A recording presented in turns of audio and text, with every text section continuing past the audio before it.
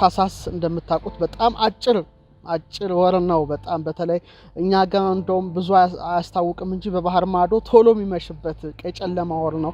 የታሳስ ጀንበር ይባላል፣ የገና ጀንበር ይባላል። በእኛ ደግሞ ታሳስ 12 ደግሞ የአመቱ አጭር ቀን ወይም ዊንተር ሶልስቲስ ነውና ስለሱ ነው መነግራችሁ። ስለዚህ ከኔ ጋር እንድትቆዩ መልእክቴ ነው። እንግዲህ መጀመሪያ እስቲ ስለ ህዋው በተወሰነ መልኩ እንረዳ ብዬ ሐሳብ አስተያየቴን እሰጣለሁ። እንግዲህ መሬት ላይ ሆነን ከዋክብት በየአቅጣጫው እየተንቦገቦጉ ያው የሚታዩበት በተለይ ሉል የመሰለ ቅርጽ ያለው ሰማይን ሴሌስቲያል ስፌር ይባላል በሳይንሱ፣ ወይም በእኛ ሰማያዊ ሉል ብለን እንጠራዋለን። እና ፀሐይ፣ ጨረቃ፣ ፕላኔቶች፣ ከዋክብት በዚህ ሉል ላይ ይጓዛሉ ብለን ያው ማሰብ እንችላለን እንደ ሳይንሱም ቢሆን እና መሬታችን ደግሞ በዚህ ሉል ማይከል ላይ የምትገኝ ናት። በመሆኑም ልክ እንደ መሬት ሁሉ ይህ ሉል ዋልታዎች አሉት፣ የራሱ የሆነ ሰሜንና ደቡብ ዋልታዎች ወይም ሴሌስቲያል ኖርዝ ኤንድ ሳውዝ ፖልስ አሉት ስዕሉ ላይ እንደምትመለከቱት። ስለዚህ ሴሌስቲያል ኖርዝ አለ፣ ሳውዝ ፖል አለው፣ ይሄ ሰማያዊ ሉል ተብሎ የሚታወቀው። እንዲሁም ሁለት እኩል ቦታ የሚከፈልበት ደግሞ የራሱ የሆነ ሴሌስቲያል ኢኩዌተር አለው። ሴሌስቲያል ኢኩዌተር ወገብ አለው። በጣም የሚገርም ነው። እና ፀሐይ በአንድ ዓመት ውስጥ በዚህ በሰማያዊ ሉል ላይ የምትጓዝበት ሰርኩላር ወይም ክበባዊ መንገድ ኤክሊፕቲክ ይባላል፣ የፀሐይ ጎዳና ይባላል። ፀሐይ እንግዲህ በዛ ላይ ነው የምትጓዘው። በጣም ይገርማል። በተለይ ዞዲያኮችን ስታቋርጥ በኤክሊፕቲክ ወይም ፍኖተ ፀሐይ ይባላል፣ በእኛ በሳይንሱ ደግሞ ኤክሊፕቲክ ይባላልና በአመት ውስጥ በዚህ ምክንያት ቀንና ሌሊት እኩል የሚሆንባቸው ጊዜያት ደግሞ ኢኪኖክስ ወይም እኩሌ ይባላሉ። አጭርና ረጅም የሚሆኑባቸው ዕለታት ደግሞ ሶልስቲስ በመባል ይታወቃሉ። ስለዚህ ክቡራን ተመልካቾቻችን 4 ነገሮች አሉ ማለት ነው። አንደኛ በአመት 2 ቀናት ቀኑ 12 ሌሊቱ 12 የሚሆንበት ኢኩኖክስ አለ። ይሄ አንደኛው ነው። ሶስተኛው ደግሞ የአመቱ አጭር ቀን ዊንተር ሶልስቲስ፣ የአመቱ ረጅም ቀን ሰመር ሶልስቲስ ነው። ስለዚህ በአመት ውስጥ 4 በጣም ልዩ ነገሮች፣ ብዙ ነገር የሚከናወንባቸው 4 ምስጢሮች አሉ። እነዚህን ካወቃችሁ ብዙ ነገር መረዳት እንደምትችሉ ሙሉ እምነት አለኝ። እስቲ በመጀመሪያ ስለ ኢኩኖክስ ወይም ቀኑም ሌሊቱም እኩል 12 ስለሚሆንባቸው ቀናት ነግራቸዋለሁ። የመጀመሪያው እንግዲህ የመጸው እኩሌ የምንለው ነው። እንደ ኢትዮጵያ አቆጣጠር ይሄ የሚሆነው መስከረም 12 ነው። ብቻ መስከረም ላይ ነው የሚውለው። አንዳንዴ ደግሞ በምዕራቡ ሴፕቴምበር 20 ሊሆን ይችላል፣ 21ም ይሆናል። አንዳንዴ 22 የሚሆንበት አጋጣሚ አለና ልክ በዚህ ዕለት ፀሐይ ልክ የምድር ወገብ ላይ ሆና ቀኑም ሌሊቱም እኩል ይተካከላልና ኦተመናል ኦር ፎል ኢኩኖክስ ይባላል። በእኛ ደግሞ ሪና መዓልት ሪና ሌሊት ዘመጸው፣ የቀኑም የሌሊቱም መተካከል በምን በመጸው ወቅት ይሄ መስከረም 12 ነውና ቀኑ 12 ይሆናል፣ ሌሊቱ 12 ይሆናል። ለዚህ ነው አዲሱ ዓመታችን መስከረም ከሆነበት ከብዙ ምክንያቶች መካከል አንደኛው ፀሐይ ልክ የምድር ወገብ ላይ ሆና ቀኑም ሌሊቱም እኩል 12 የሚሆንበት ወር በመሆኑ ይሄን ወር አስመርጦታል ማለት ነው። ይሄ በኢትዮጵያ ብቻ አይደለም፣ በመላው ዓለም ነው። ይሄ መስከረም በተለይ መስከረም 12 ወይም ሴፕቴምበር 20 21 22 አልፎ የሚከሰተው ቀኑም 12 ሌሊቱም 12 በሰሜን ንፍቀ ክበብ በደቡብ ንፍቀ ክበብ የሚሆንበት እጅግ አስገራሚ ዕለት ነው እና በዚህ ዕለት እንግዲህ ፀሐይ ያው ቅድም የነገርኳችሁን ይሄን የሰማያዊውን ሉል ወገብ አቋርጣ ወደ ደቡብ አቅጣጫ የምትሄድበት ጊዜ ነው። በሰሜናዊ ንፍቀ ክበብ ደግሞ እኛን በመሳሰለው ደግሞ መጸው የሚጀምርበት ወር ነው ማለት ነው። እኛ እስከ መስከረም 25 26 ድረስ ይሄዳል። የእነሱ ግን ከዚህ ጀምሮ መጸው ይጀምራል። ይሄ እንግዲህ የመጀመሪያው የመጸው እኩሌ የምንለው ቀኑም ሌሊቱም እኩል 12 የሚሆንበት አስገራሚ ዕለት ነው። በቃ ይሄ በጣም በመላው ዓለም ከጥንት ጀምሮ ብዙ ስሌት ያሰሉበት የነበረው መሰረቱ ኮዷች ዕለት ናት። ሌላው የጸደይ እኩሌ ነው። ጸደይ ወቅት ላይ በተለይ መጋቢት 12 በእኛ አቆጣጠር በፈረንጆች ደግሞ ማርች 20 አንዳንዴም 21 ይሆናል።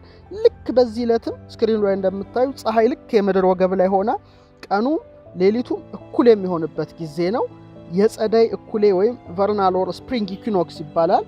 ሪና መዓልት ወሪና ሌሊት ዘጸደይ በጸደይ የሚከሰት የቀንም የሌሊትም እኩል የሚል ቀመር አለና መጋቢት መባሉ ራሱ የሚመጋገብ ቀኑም 12 ሌሊቱም 12 ሆኖ ምግብና እኩል የሚሆንበት ሪና ማለት መተካከል የሚሆንበት ነውና ይህን ማወቅ አለብን። እና እኔ ጥንቱን የኢትዮጵያውን የስነ ፈለክ ትምህርት ማር በነበረ ሰዓት ሰንጠረዥ የሚል ትምህርት አለ። በሰንጠረዥ ትምህርታችን ላይ የመስከረምና የመጋቢት ሰንጠረዥ እኩል ነው የሚሰራው። ቀኑ 12 ሌሊቱ 12 ሆኖ ማለት ነው። ምክንያቱም ፀሐይ ምድር ወገብ ላይ ሆና በሁሉም ንፍቀ ክበብ ቀኑ 12 ሌሊቱ 12 ይሆናል ማለት ነው። ስለዚህ ይሄ ሰንጠረዥ የሚባል ራሱን የቻለ እጅግ አስገራሚ ትምህርት አለና ክብር ለቀደምት ኢትዮጵያውያን አባቶቻችን ለማለት እወዳለሁ ይሄን ዕውቀት ለሰጡን። ስለዚህ የመጻው እኩሌ ይሄ ነው። የጸደይ እኩሌ ወይም ሪና መዓልት ወሪና ሌሊት ዘመጻው ሪና መዓልት ወሪና ሌሊት ዘጸደይ ብለን የምናስበው ነው። ስለዚህ በጸደይ እኩሌ ፀሐይ የሰማያዊ ሉል ወገብ አቋርጣ ወደ ሰሜን አቅጣጫ የምትሄድበት ጊዜ ነው። በተለይ ደግሞ ለሰሜናዊ ንፍቀ ክበብ ጸደይ የሚጀምርበት ጊዜ ነው። በዚህ ጊዜ እንግዲህ ፀሐይ ልክ በምስራቅ በትክክለኛ አቅጣጫ ላይ ወጣ በምዕራብ ትክክለኛ አቅጣጫ ላይ ነው የምትጠልቀው። ስለዚህ በምድር ወገብ በየትኛውም ወቅት የሰዓተ መዓልቱ ጊዜ አብዛኛውን ጊዜ ሊለያይ ትንሽ ይችላል እንጂ 12 ሰዓት ነው በአማካይ ማለት እንችላለን። ከመጋቢት እኩሌ ከማርች ኢኩኖክስ እስከ መስከረም እኩሌ ወይም ሴፕቴምበር ኢኩኖክስ ፀሐይ በ23.5 ዲግሪ በሰሜን ምስራቅ በኩል በመውጣት በ23.5 ዲግሪ በሰሜን ምዕራብ በኩል እንደምትጠልቅ ሁላችንም በአይን የምናየው ነገር ነው። ከመስከረም እኩሌ እስከ መጋቢት እኩሌ ያው ፀሐይ በ23.5 ዲግሪ በደቡብ ምስራቅ አሁን ደግሞ በደቡብ ምስራቅ በኩል ተወጣና በ23.5 ዲግሪ በደቡብ ምዕራብ በኩል ትጠልቃለች። በመጋቢትና በመስከረም ግን የመዓልቱም ርዝመት 12 የሌሊቱም ርዝመት 12 ነው። ይሄ መታወቅ አለበት። ማንም ሰው ማወቅ የሚገባ እውነት ነው። ለዚህ ነው የኢትዮጵያ ፊደል ይሄን ቀመር ነው የያዘው። ምክንያቱም ፊደላችን ወደ ታች 26 የግዕዙን ማለት ነው፣ ወደ ጎን 7 26 ሲባዛ 7 182 ነው። ልክ በ182 ቀን ነው አንዴ ነው ፀሐይ ምድር ወገብ ላይ ሆና ቀኑ 12 ሌሊቱ 12 የሚሆንበት የማርች ኢኩኖክስ የመጋቢት እኩሌና የሴፕቴምበር ኢኩኖክስ የመስከረም እኩሌ ወይም የመጻው እኩሌ የጸደይ እኩሌ ብለን የምንናገረው የሚሆንባቸው ምስጢራት በኢትዮጵያ ፊደል ላይ ተካተዋል። ልክ በ182 ሲደመር 182 ለ164 ነው። ስለዚህ ልክ በ182 ቀን አንዴ ምድር ወገብ ላይ ተሆና ቀኑም 12 ሌሊቱም 12 ይሆናል መስከረም ላይ። እንደገና ደግሞ መጋቢት ላይ ቀኑ 12 በ182 ቀኑ 12 ሌሊቱ 12 ይሆናል የጸደይ እኩሌ ይሆናል። ስለዚህ ፊደላችን ብዛቱ ራሱ 182 ነው። 182 ነው። እንግዲህ የብርሃን ቀመር ነው የኢትዮጵያ ፊደል የሚባለው ይሄ ነው። ምክንያቱም ሰው 12 ሰዓት የቀን ዕለቱን ስራ ይሰራ፣ 12ቱን ሰዓት ደግሞ የሌሊት የጨለማ ነው። ስለዚህ የጨለማው ቀርቶ የብርሃኑን ቀመር ፊደሉን ስታባዙት 182 ይሰጣቸዋል። ይሄ እንግዲህ ምን ያህል አባቶቻችን ጥልቅ ተመራማሪ እንደሆኑ በጣም ያስደንቀኛል። እና ክብር ለአባቶቻችን ለቀደምት እናቶቻችን፣ ሌላ ምንም ልል አልችልም በዚህ ላይ። ክቡራንና ክቡራት ክብር ለቀደምት አባቶቻችን እያላችሁ እናንተ ማስተያየታችሁ ላይ ጻፉ። በረከታቸው ይደርብን። ታላላቆች ነበሩና የሚገርም ነው። በመሰረታዊ ነገሩ ፊደል በጣም ረቂቅ ምስጢር አለው። እንደምታውቁት ወደ ጎን 7 ነው እና 7ቱን ብሩሃን ደማቅ አካላት ይወክላል። እነዚህም ሁለቱ ፀሐይና ጨረቃ ወይም ሸምሽና ቀመር ይባላሉ። ሌሎቹ ግን ፕላኔቶች ናቸው። ሜርኩሪ፣ ቬኑስ፣ ማርስ፣ ጁፒተር፣ ሳተርንን ይወክላሉ። ለምሳሌ ሀ ፀሐይን ይወክላል፣ ሸምሻን ይወክላል። ሁ ደግሞ ጨረቃን ይወክላል። ሂ ደግሞ ማርስን ይወክላል። ሀራብ የምንለው ደግሞ ሜርኩሪን ይወክላል። ሄ ሐምስ ጁፒተርን ይወክላል። ህሳድስ ዙሁራን ወይም ቬኑስን ይወክላል። ሆሳብ የመጨረሻው ሳተርንን ይወክላል። ስለዚህ እነዚህ ሰማያዊ አካላትን የሚወክል ምስጢር ነው ያደረጉት። በጣም ይገርማል። እና ለምሳሌ ሀ ለምን ፀሐይን ወከለ ብለን ስንመረምር ፀሐይ ተፈጠረችው በዕለተ ረቡዕ ነው። ግን ሀ ላይ ያደረጉበት ትልቁ ምክንያታቸው በዕለተ እሑድ ብርሃን ይሁን አለ፣ ብርሃንም ሆነ ይላልና ከዛ ብርሃን ፀሐይ ስለተፈጠረች ነው በዕለተ ረቡዕ ከዛ ብርሃን ተወስዶ። በጣም ይገርማል። እሱም በዝርዝር ወደፊት ምስጢሩን እነግራቸዋለሁ። የሁ ወይም የሁለተኛው ዕለት የሰኞ ምግብን ነው የሚባለው ጨረቃ ናት። ለምንድነው ሁ ፊደል ሁ የተሰጣት ለጨረቃ ወይም ሰኞ የሚለው ዕለት የተሰጣት ሲባል ሰኞ እንደሚታወቀው ከዚህ እስከ ብሩህ ሰማይ መላው ውሃ ተከፍሎ ውሃ የተከፈለበት ጊዜ ነው። ጨረቃ ደግሞ ከፍተኛ ውሃን የመሳብ አቅም አላት። በጣም ይደንቃል። በመቀጠል የተሰጠው ዕለት ለማርስ ነው፣ ማክሰኞ ወይም ሃሁሂ ሂሳልስ ማለት ነው። ምግብናው ለመሪህ ነው ይላል አቡሻህር ስንማር። ምክንያቱም በዕለተ ሰሉስ ማክሰኞ ውሃ ተለይቶ ጸብር ትባል ነበር፣ መሬት ጭቃ ነበረች። ከዛ በኋላ መሬት ሆነች በ12ቱ ነፋሳት ስትመታ። ከዛ ደርቃ ስትፍታታ ምድር ተባለች፣ ማደሪያ ማለት ነውና በተመሳሳይ መልኩ መሪህ የምንለው ወይም ቀዩ ፕላኔት ማርስም መልኩ ሲታይ ወይም መልክዓ ማርስን ስንመለከት ልክ እንደዛ ነው። በጣም ይገርማል። ሮቨሮች ሄደው ያነሱትን ፎቶ ብትመለከቱ በጣም እንደውም ስክሪኑ ላይ መመልከት ትችላላችሁና የሆነ የመሬት አካል ነው የሚመስለው ራሱ በቃ የደረቀ መሬት ነው የሚመስለው። በጣም ይገርማልና ስለዚህ ሂል ለማርስ ሰጥተዋል። ሐራብን ደግሞ ለሜርኩሪ ሰጥተዋል። እንግዲህ ሜርኩሪ በጣም ብዙ ነገር አላት። ከፀሐይ ቀድማ ነው ወጣ የምትገባው እና መልእክት አብሳሪ ናት ይባላል። በዚህ ላይ ደግሞ መልእክተኞች ሆኑ በዕለተ ረቡዕ ፀሐይ፣ ጨረቃ፣ ከዋክብት ተፈጥረዋልና ምግብናው ለዛ ተሰጥቷል። ሄ ሐሙስ ወይም ሐሙስ የሚለው ዕለት መሽተሪ ነው ምግብናው ከሰባቱ ከዋክብት መካከል ወይም ብሩሃን አካላት ልበላቸው። ለምንድን ነው ይሄ የተባለበት ትልቁ ምክንያት በሐሙስ በጣም ስፍር ቁጥር የሌላቸው የባህር ፍጥረታት የተፈጠሩበት በመሆኑ ጁፒተርም ግዝፈቱና ትልቀቱ በጣም ስለሆነ ለጁፒተር ተሰጥቷል። ቀጥሎ ህሳድስ ወይም አርብ ማለት እንችላለን ለዝሁራ ተሰጥቷል። ምክንያቱም በዕለተ አርብ አዳምና ሔዋን በብርሃን ደምቀው ነው የተፈጠሩትና አርብን የተፈጠሩትና ካሉትም ፕላኔቶች ደግሞ በጣም ደምቃ የምትታየን ለአይናችን ዝሁራ ናት በሰማይ ላይ ማለት ቬኑስ ናት። የአጥቢያ ኮከብ ቬኑስ የጠፈር እንክብሏ ናትና ይገርማል። በመጨረሻም ሆሳብ ለሳተርን ተሰጥቷል። ሆሳብ ወይም ቀዳሚት። ምክንያቱም ዙሃል አልዙሃል ይላል በአረብኛ፣ በእኛ ዙሃል ይባላል፣ ሳተርን ይባላል።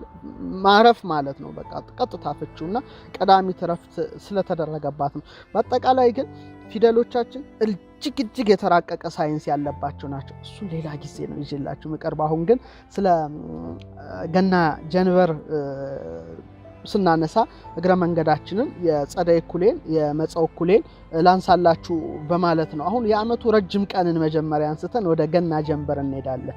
የዓመቱ ረጅም ቀን የሚባለው ሰኔ 14 ነው። ሰኔ 14 የዓመቱ ረጅም ቀን ወይም ሰመር ሶልስቲስ ይባላል። ለምንድነው ረጅም ቀን የሆነው የሚለውን ነገር ማየት ያስፈልጋል የሚል እምነት አለኝ። በእኛ እንግዲህ ሰኔ 14 በምዕራቡ ደግሞ ጁን 21 ወይም ጁን 21 ወይም 22 ነው። ፀሐይ እንግዲህ በሰማያዊ ሉል ላይ ወደ ሰሜን አቅጣጫ መጓዟን የምታቆምበት ዕለት ነው። እንግዲህ ሰመር ሶልስቲስ ይባላል። ይህ ዕለት እንግዲህ በሰሜናዊ ንፍቀ ክበብ በጋ ይጀምራል። በእኛ ግን ኦልሬዲ ክረምት መጠጊያው ላይ አካባቢ ነው። እንግዲህ በዚህ ወቅት በሰመር ሶልስቲስ ወቅት ፀሐይ ከአርክቲክ ወሰን በስተሰሜን ያለውን ክልል ላይ 24 ሰዓት ሙሉ አትጠልቅም። በጣም ይገርማል። እዛ አካባቢ ብትሄዱ 24 ሰዓት ሙሉ አትጠልቅም። በጣም የሚያስገርም ነው። ከአንታርክቲክ መስመር ጀምሮ ደግሞ በስተደቡብ አቅጣጫ ብትሄዱ 24 ሰዓት ሙሉ ጨለማ ነው። ይህ ወቅት እንግዲህ ሰሜን ንፍቀ ክበብ ላይ ቀኑ ይረዝማል። የመሬት ሰሜን ንፍቀ ክበብ ደግሞ ወደ ፀሐይ ያጋደለበት እንዲሁ ፀሐይ ከሰሜን ምስራቅ ወጥታ በሰሜን ምዕራብ የምትጠልቅበት ወቅት ነው። ስለዚህ ሰኔ 14 ረጅሙ ቀን ተብሎ ይታወቃልና የሰኔ ጀንበር ከተባለ በጣም ረጅም ነው ማለት ነው። ሰኔ 14 ደግሞ በተለየ መልኩ ረዘም ይላል። አሁን ወደ ገና ጀንበር እንምጣ ክቡራን ተመልካቾቻችን። ታኅሳስ 12 ላይ እንገኛለን። ታኅሳስ 12 የዓመቱ አጭር ቀን ይገርም ማለት ነው። ታኅሳስ 12 የዓመቱ አጭር ቀን እስቲ እንዴት እንደሆነ እንመልከት። እንግዲህ በሌላው ዓለም ዲሴምበር 21 ወይም አንዳንዴ 22 23 የሚሆንበት አጋጣሚ አለ እና ፀሐይ በፍኖተ ፀሐይ ወይም በፀሐይ ጎዳና ወይም በኤክሊፕቲክ መስመር በሰማያዊው ሉል ላይ ወደ ደቡብ አቅጣጫ መጓዛን የምታቆምበት ዕለት ነው። ዊንተር ሶልስቲስ ይባላል። ይህ ዕለት እንግዲህ በሰሜናዊ ንፍቀ ክበብ ክረምት ይጀምራል። በጣም ጭጋግ በረዶ ያለበት ነው፣ በተለይ በአውሮፓው። በተጨማሪ ወቅት የሰሜናዊ ንፍቀ ክበብ ሌሊቱ ይረዝማል፣ የቀኑ ርዝማኔ ደግሞ ከ12 ሰዓት በታች የሚሆንበት ጊዜ ነው።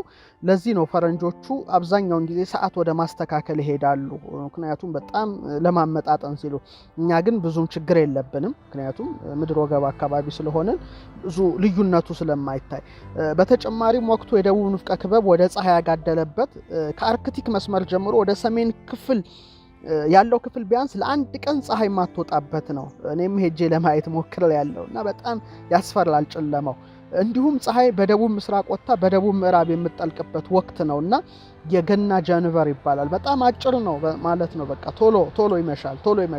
እኛ ጋር እንደውም ልዩነቱ ብዙ አይታይም። በሌላው ዓለም ግን በተለይ በሰሜን ንፍቀ ክበብ የተጠጋው ወደ አውሮፓ ብትሄዱ በቃ ኦልሞስት 9 ሰዓት አካባቢ ጨልሟል በኢትዮጵያ አቆጣጠር። እኛ ትንሽ እስከ 12 ምናምን ጉዳይ ድረስ ፈቅላል። ያ ግን 9 ሰዓት ድቅድቅ ያለ ጨለማ ነው እና በጣም ይገርማል። ይሄን ሄጄም ለማየት ለማረጋገጥ ችያለሁ። እንግዲህ የገና ጀንበር ስናይ ፀሐይ ስንት ሰዓት ትወጣለች፣ የሰኔን ጀንበር ፀሐይ ስንት ሰዓት ትወጣለች፣ ስንት ሰዓት ትጠልቃለች የሚለውን ለማየት ታኅሳስ 12 2014 ዓመተ ምህረት በኢትዮጵያ ማለት ነው። በኢትዮጵያ ፀሐይ 12 ሰዓት ከ35 በፈረንጆቹ 6 ከ35 ማለት ነው። በእኛ ግን 12 ሰዓት ከ35 ደቂቃ ላይ ፀሐይ በምስራቅ አድማስ መውጣት ትጀምራለች።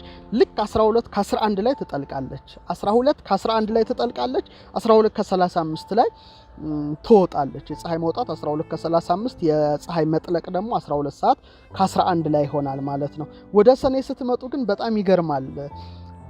12 ሰዓት ከ7 ላይ ነው የምትወጣው። ልክ ሰኔ 14 እንግዲህ በሰላም ያደርሰን 2014 12 ሰዓት ከ7 ላይ ነው የምትወጣው። አሁን ግን የወጣችው 12 ሰዓት ከ35 ማለት ለአንድ 25 ጉዳይ ነው ፀሐይን ያየናት። በዛ ደግሞ ሰኔ 14 ስትሄዱ ግን 12 ሰዓት ከ10 ላይ ፀሐይ መውጣት ትጀምራለች። ልዩነቱ የምትጠልቀው ደግሞ 12 ከ46 10 ጉዳይ ለአንድ አካባቢ ነው ሰኔ 14 የምትጠልቀው። ስለዚህ ልዩነቱን ቢያንስ የሰኔ ጀንበርና የታኅሳስ ጀንበር ማየት ትችላላችሁ። በጣም ከማረሳቸውና ከመወዳቸው ትምህርቶች መካከል ሊቀ ሊቃውንት አቡሻህር ሲያስተምሩኝ ሰንጠረዥ ላይ የታኅሳስ ለባሕቲቱ ሰኔ ለባሕቲቱ ተብለን ተምረናል።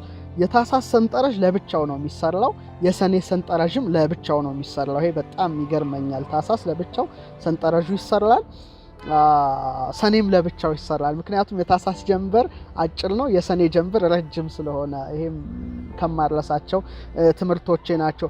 ግን የሚገርመኝ በአመቱ አጭር ቀንና በአመቱ ረጅም ቀን ትልቅ ነገሮች ላለፉት 2 ዓመታት ተካሂደዋል። በጣም ሳስባቸው ይገርመኛል። የመጀመሪያው ታስታውሱ እንደሆነ 2012 ሰኔ 14 የአመቱ ረጅም ቀን በተባለው ሰመር ሶልስቲስ በሆነበት ዕለት ቀለበታማ የፀሐይ ግርዶሽ አኑላር ሶላር ኤክሊፕስ ነበረ። ትዝ ይላችኋል። ላሊበላ ቆይታዬ እጅግ የሚገርም ጊዜ ነበረ። እሳታማ ቀለበት ፀሐይ ሰርታ ሪንግ ኦፍ ፋየር እሳታማ ቀለበቷን በሰማይ ላይ ያየንበት እጅግ አስገራሚ ዕለት ነውና የማያ ካሌንደርም ያበቃለት ቀን ነው። በቃ 2012 ላይ ተጠናቀቀ የማያ ካሌንደርና ዘ ቢጊኒንግ ኦፍ ዘ ኒው ኢራ የአዲስ ዘመን ጅማሮ ያን እንግዲህ በስፋት በዩቲዩብ ላይ ሰርተነዋል። ወደ ኋላ መለስ ብላችሁ ተመልከቱትና አዲስ ዘመን የተጀመረበት ነው። እንግዲህ ለምሳሌ በቱቦ ውስጥ የሚያልፍ ሰው ከአንዱ ቱቦ ወደ አንዱ ቱቦ ወይም ከአንዱ ቦታ ወደ አንዱ ቦታ እንደ ፖርታል ሲያልፍ በጣም ብዙ ይጋጋጣል፣ ብዙ ልፋት አለው እዛ እስኪወጣ ድረስና ከዛ በኋላ ዓለማችን በጣም በኮቪዱም በኢኮኖሚውም በጦርነቱም በፖለቲካው መዋዠቅ የጀመረችበት ነው። ከዛ በኋላ ያለውን ክስተት ብዙዎቻችሁ እንደምታስተውሉት ሙሉ እምነት አለኝ እና የዓመቱ በጣም ረጅም ቀን ሆኖ አለፈ። በዚህ ስንደነቅ ደግሞ 2013 ዊንተር ሶልስቲስ የዓመቱ አጭር ቀን ላይ ጁፒተርና ሳተርን በ0.1 ዲግሪ ተቀራርበው በዚህ ደረጃ እንደዚህ ተቀራርበው በጣም የታዩበት ጊዜ በጣም ሩቅ ነው እና በጣም ከመጠጋጋቸው ተነሳ በመካከላቸው ያለው ርቀት 6 ወደ አርክ ሚኒት ወይም 0.1 ዲግሪ ነበረ። ይኸውም የጨረቃን ዲያሜትር 1/5ኛ በሆነ ልዩነት ርቀት ሁለቱ ፕላኔቶች በአይፒ ስናይ በእይታ በስነ ፈለኩ ሳይንስ ነው ያቀረብኩት።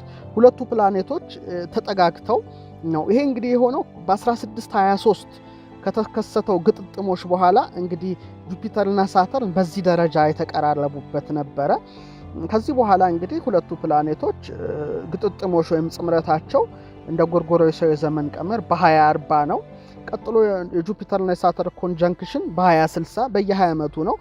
ከዛ መጋቢት ሚያዝያ 2060 ላይ ነው። መጋቢት 2080 ላይ እንዲሁም መስከረም 2100 ወይም 2100 ላይ ነው የሚከሰቱትና በጣም የሚገርም ነው። በጣም እንግዲህ እኔ ያስታውሳለሁ የቀጥታ ስርጭት ነበረን ታኅሳስ 12 2013 እና የደም እንግዲህ በጣም ክርር ያለ ፀሐይ ነበር በዋዜማው በማግስቱ። በለቱ ግን የነበረው አየር ውጥውጥ ብሎ ደመናው ፀሐዩ በቃ በጣም የሚገርም ነገር ነበረ። በተፈጥሮ ላይ ራሱ ያየነውና የቀጥታ ስርጭት ባላገሩ ላይ አድርገን ነበረ። እጅግ የሚገርም ነው። በአመቱ ረጅም ቀንና በአመቱ አጭር ቀን የተከናወኑት ነገሮች እኔ በቃ በህይወት ዘመኔ ለራሳቸው ማልችላቸው ነው። እንግዲህ ታኅሳስ 12 ያሁኑ አመት ደግሞ የአመቱ አጭር ቀን ላይ እንገኛለን እና ዊንተር ሶልስቲስ ብዙ በዓለም ዙሪያ ያለውን ነገር ትንሽ ለውጥ የሚያደርጉ ናቸው እነዚህ ሰማያዊ አካላት። ስለዚህ እንድትከታተሉ በዚሁ አጋጣሚ ሐሳብ አስተያየቴን እሰጣለሁ። እንግዲህ የገና ጀንበር ራሱ ምንድነው የሚለውን ብቻ ነግሬያችሁ መርሃ ግብሬን አበቃለሁ። ያው ገና ታኅሳስ 29 ልናከብር ነው። በመሰረታዊ ነገሩ በጣም ምርጥ ሰርፕራይዝ አለኝ ክቡራን ተመልካቾቻችን። በጣም የተለየ ነገር በዚህ ቅርብ ሳምንት ውስጥ ማሳያችሁ ነገር ይኖራል። እንደምትጠብቁኝ ሙሉ እምነት አለኝ። እጅግ የሚገርም ትልቅ ነገር ሰርፕራይዝ አለ። ሰርፕራይዝ ደግሞ አይነገርም፣ በእለቱ ነው የሚታወቀውና የገና የቤተልሔም ኮከብ በጣም የሚገርም ነገር ነው። ለማንኛውም ሰርፕራይዙ ይቆያችሁ። ግን ጀንበር ራሱ ምንድነው የሚለውን ነገር ልፍታላችሁ ይመስለኛል። ጀንበር የሚለውን ቃል ልንገራችሁ። ፀሐይ ብዙ ስም አላት እንደምታውቁት። ፀሐይ እንላታለን አንድ ኦሪያሬስ ትባላለች። በጣም የሚገርም ሄኖክ ያላት ስም ቶማስስ ትባላለች። ጀንበር ትባላለች። ሸምሽ ትባላለች። እንግዲህ በጣም በስነ ፈለክ ትምህርታችን ውስጥ በስፋት የምንዳሰሰው ነው። ጀንበር ስንል ግን እጅግ ደስ ይለኛል። ጀንበር ብዬ ስጠራ ጀም ሳይሆን ጀን ነው። በተለምዶ ጀንበር ይባላል፣ ግን ጀንበር ነው የሚባለው። እንግዲህ ጃን የሚለው ጀነ ወይም ገነ የሚል የግዕዝ ቃል ይወጣል። ትርጉሙ ታላቅ ገናና ንጉስ የሚለውን ፍቺ ይሰጣል። ለምሳሌ ጃንሆይ እንላለን አይደለ ንጉሱን፣ እና ይሄም ደግሞ ገናና ማለት ነው። ጃን የሚለው ገነ ገናና ታላቅ የሚል ንጉስ የሚል ፍቺ ይሰጣል። በር የሚለው ቃል ደግሞ በር ማለት በርህ ማለት ብርሃን ማለት ነው በግዕዝ ቋንቋ። ጀንበር ማለት እንግዲህ ጀን ታላቅ ገናና ብያቸዋለሁ። በር ማለት ደግሞ ብርሃን ማለት ነው። ታላቅ ገናና ብርሃን ወይም ፀሐይ ማለት ነውና ታላቅ ብርሃን ገናና ብርሃን ያላት በመሆኗ እንግዲህ ጀንበር ትባላለች። እና ጀንበር ስንል በጣም እጅግ የሚገርም ድሮ ጀንበር የሚባሉ ብዙ ስሞች ነበሩ። አሁን ግን አብዛኛውን ጊዜ እንደዚህ አይነት ስሞችን አናገኝም እንጂ እጅግ የሚገርምና ገናና ታላቅ ብርሃን የሚል ፍቺ ይሰጣል። ሌላው ቅድም እንዳልኳችሁ ለምሳሌ ጃንሆይ ስንል ንጉሶይ ማለታችን ነው። ስለዚህ ጃን የሚለው ቃል ንጉስ የሚለውን ቃል ይወክላል ማለት ነው። በር ማለት ደግሞ ያው መውጫ መግቢያ በር እንደማለት ነው። እንግዲህ ጀንበሯ ፊቴ ላይ አንጸባርቃለች፣ እኔም እያየኋት ነው። በር ማለት እንግዲህ መውጫ መግቢያ ማለት ነው። ስለዚህ ጀንበር ማለት ሰማያዊው ንጉስ እግዚአብሔር በአራተኛው ዕለት ለዓለም የከፈተው የብርሃን በር ይሉታል አለቃ ደስታ። እንዴት አይነት ፍቺ ነው! በጣም የሚገርም ነውና ጀንበር በረጃን የሚሉት ሊቃውንት አሉ እና ይገርማል። ጃን ማለት ጃንሆይ ንጉስ ማለት ነው። በር ማለት መውጫ መግቢያ ማለት ነው። ስለዚህ የዓለም ንጉስ የፍጥረታት ንጉስ እግዚአብሔር በአራተኛው ዕለት ወይም በዕለተ ረቡዕ ለዓለም የከፈተው በር የብርሃን በር ናትና ይገርማል። ጀንበር የሚል ፍቺ ሰጥተዋታል። በጣም በጣም ይደንቃል። ሶስተኛው ሊቁ ሲፈቱት ጃንበር ይሉታል። ጃንበር ጃን ማለት ወይም ጋን ሁላችሁ ታውቃላችሁ። እንስራ አለ፣ ከእንስራ ደግሞ ከፍ የሚል ጋን አለ። ትልቅ ከሸክላ እቃዎች ነው፣ ይበልጣል፣ ግዙፍ ነው፣ ገናና ነው። እንስራ አብዛኛውን ጊዜ ለውሃ፣ ጋን ደግሞ ለጠላ መጥመቂያ ምናምን የምናገለግልበት ከሸክላዎች በጣም ትልቁና ግዙፉ ያው እንደምታውቁት ጋን ነው። ከሸክላ እቃዎች ይበልጣል። በር ማለት ያው እንደምታውቁት በር ማለት ብርሃን ማለት ነው። ስለዚህ የብርሃን ጋን በጣም ይገርማል። የብርሃን ጋን ማለት ነው። የብርሃን ጋን ምናችን ፀሐያችን በጣም ግዝፈቷን ብዙዎቻችሁ የምታውቁት እውነት ነውና እቺ ግዙፍ አካልን እንግዲህ በረጃን ወይም ጀንበር በማለት ስም አውጥተውላታል። እንግዲህ የብርሃን ጋን ሲሏት ግዝፈቷን ነው የምናየው። ምክንያቱም እንደሚታወቀው የፀሐይ መጠነ ቁስቁሷ ከምንገመተው በላይ በጣም ግዙፍና ታላቅ እንደሆነ ታውቃላችሁ። ልክ እንደ ጋኑ ትልቅ ነው። ይኸውም የስርዓተ ፀሐይ 99% መጠነ ቁስ የተያዘው ያው በእርሷ በፀሐይ ነው ማለት እንችላለን። ፕላኔቶች ሁሉ ተደምረው የእርሷን 0.1% ብቻ ነው የሚሆኑት። ያው መጠነ ቁሷም ከመሬት ጋር ብናወዳደረው የመሬትን 300,000 ጊዜ እጥፍ ነው። ምን ያህል ግዙፍ እንደሆነች በእውነት ማወቅ መረዳት ይገባናል። እንግዲህ ቢያንስ በአንድ ቅጽበት እንኳን ሴኮንድ 3.9 ሲባዛ 10^26 ጁል ጉልበት ነው ፀሐይ የምታመነጨው። ይህ ቁጥር በጣም ብዙ እንደሆነ ሁላችሁ ታውቁታላችሁ። በቅጽበት በሴኮንድ ማለት ነው 600 ሚሊዮን ቶን ሃይድሮጅን ወደ ሂሊየም ነው የምትቀይረው። እንግዲህ ቢያንስ ወደ 100 ሚሊዮን ኒኩለር ቦምብ ማለት ነው መጠኑ። ይከብዳል 100 ሚሊዮን ኒኩለር ቦምብ እና እንግዲህ ፀሐያችን ለ6 ሴኮንድ ብቻ የምታወጣው ጉልበት እንኳን ቢሰበሰብ የመሬትን ውቅያኖስ ውሃ ሁሉ ማተነን ይችላል። የ3 ደቂቃ ጉልበቷ ቢሰበሰብ ደግሞ የመሬት የላይኛውን ንጣፍ ክረስትን ማቅለጥ ይችላልና እጅግ ከባድ ኃይል ያላት ናት ፀሐያችን። ስለዚህ የብርሃን ጋን ሲሏት እንግዲህ ጀንበር ብለው ሰይመዋታል ኢትዮጵያውያን። እንግዲህ የገና ጀንበር አጭር ነው፣ አሁን እየጠለቀ እንገኛለን። ክቡራና ክቡራት